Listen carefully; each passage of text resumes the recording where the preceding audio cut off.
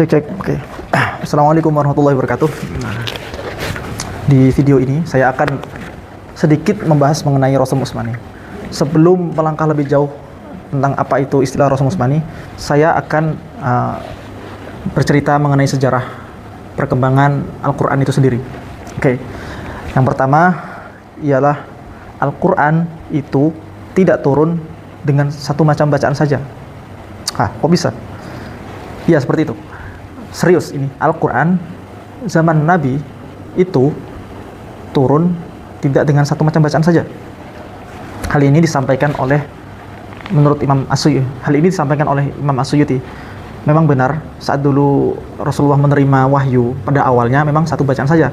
Lalu kemudian Rasulullah SAW meminta kepada Allah melalui malaikat Jibril agar Al-Quran itu diturunkan dengan sab'atu ahruf. Jadi beberapa macam bacaan seperti itu. Nah, karena Al-Quran itu diturunkan dengan banyak versi istilahnya, maka cara bacanya pun berbeda-beda dari berbagai macam guru, berbagai macam imam di zaman sahabat, zaman Nabi. Karena ada perbedaan inilah harus ada yang mengakomodir, yang nanti akan kita sebut dengan Rasul Utsmani itu. Itu yang pertama.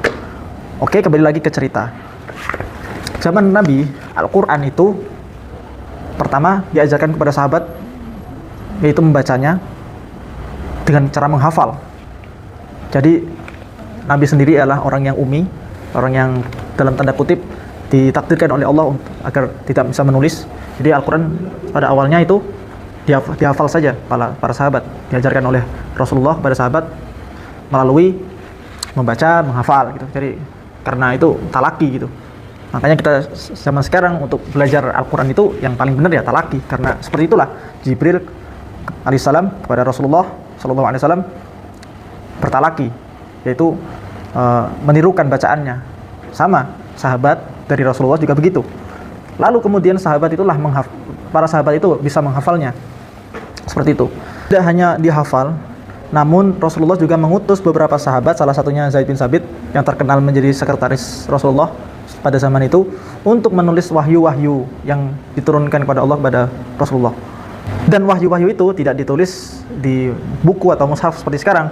Dulu hanya ditulis di berbagai macam benda yang bisa ditulis, seperti batu, pelepah kurma, tulang, dan lain-lain seperti itu.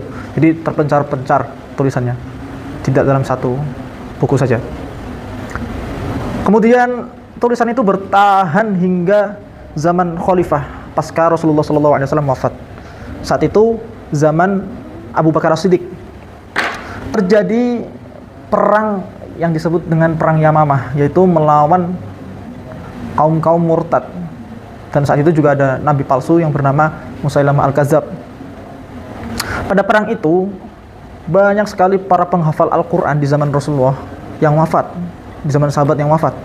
Jadi Sayyidina Umar kemudian khawatir dan termenung, ini kalau para penghafal Al-Quran banyak yang wafat, maka Al-Quran apakah masih ada gitu? Soalnya banyak penghafal yang wafat, dan saat itu tidak ada mushaf seperti zaman sekarang. Al-Quran masih terpencar-pencar gitu. Maka dengan inisiatif Umar bin Khattab itulah akhirnya beliau meminta kepada Abu Bakar yang saat itu menjabat sebagai khalifah untuk mengumpulkan banyak sekali ayat-ayat yang di benda-benda itu untuk menjadi satu mushaf. Jadi Al-Quran untuk kedua kalinya ditulis saat itu. Apakah Abu Bakar menerima? Oh, tentu tidak. Pada awalnya Abu Bakar sangat menolak. Karena apa? Karena Rasulullah tidak pernah mengajarkannya. Rasulullah tidak pernah mengutusnya secara langsung. Beliau takut. Begitu pula Zaid bin Sabit yang saat itu menjadi istilahnya petugas penulisan Al-Quran. Beliau sangat takut dengan hal itu. Akhirnya setelah rapat, musyawarah, dan lain-lain, demi kemaslahatan umat Islam saat itu dan umat Islam di masa depan, akhirnya beliau menerima untuk menulis Al-Quran menjadi satu mushaf. Dan mushaf itu bertahan hingga zaman Khalifah Utsman bin Affan. Ketika zaman Khalifah Utsman bin Affan muncul lagi konflik di mana terjadi perbedaan pendapat bacaan Al-Quran. Beda-beda bacaannya, yang satu seperti ini, yang satu seperti itu. Hal ini disampaikan oleh Hudzaifah bin Yaman saat itu setelah perang pembukaan Armenia dan Azerbaijan, Hudzaifah bin Yaman beliau mengadu pada Sayyidina Utsman, "Wahai Amirul Mukminin, terjadi banyak perbedaan bacaan Al-Quran yang menimbulkan konflik, yang mana jika kamu tidak menghentikan ini maka akan menjadi peperangan antar saudara, perang saudara." Nah, kenapa kok bisa seperti itu beda? Nah, perlu kita ketahui bahwasanya Al-Quran itu tidak turun dengan satu bacaan saja. Memang benar pada awalnya Al-Quran itu diturunkan dengan satu bacaan, akan tetapi saat zaman Rasulullah meminta kepada Allah melalui malaikat Jibril untuk Al-Quran itu diturunkan menjadi beberapa bacaan, kita sebut sab'atu ahruf. Disitulah muncul namanya istilah ilmu qiraat. Ilmu qiraat itu ilmu yang membahas tentang perbedaan macam bacaan Al-Quran, dan itu sahih, mutawatir, dan itu bukan kalangan Rasulullah, sahabat, apalagi para imam riwayat, imam qiraat.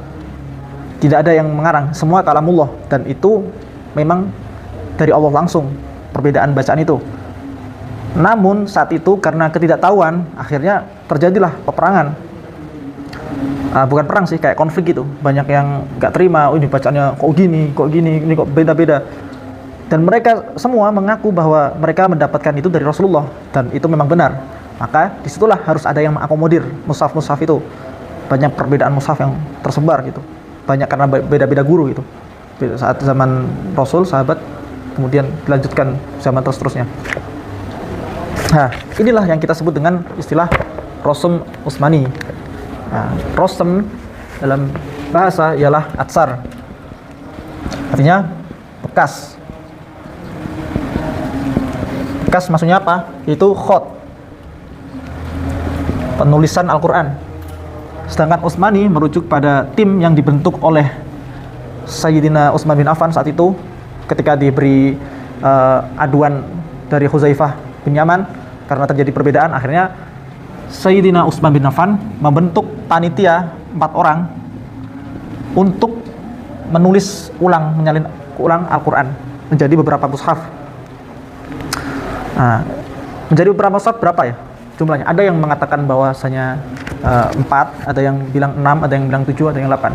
Itu tergantung masing-masing daerah yang dikirimkan gitu. Memang sampai saat ini masih terjadi perbedaan pendapat. Cuman garis besarnya ialah bahwasanya Rasm Utsmani itu dibentuk untuk mengatasi konflik ini karena perbedaan pendapat mengenai pembacaan Al-Quran. Ada yang seperti Maliki Yaumiddin, ada yang baca Maliki Yaumiddin. Nah, seperti itu. Imam Warsh contoh Imam Warsh membaca surah Al-Fatihah Maliki Yaumiddin, yang kita kenal itu mimnya pendek, Maliki Yaumiddin.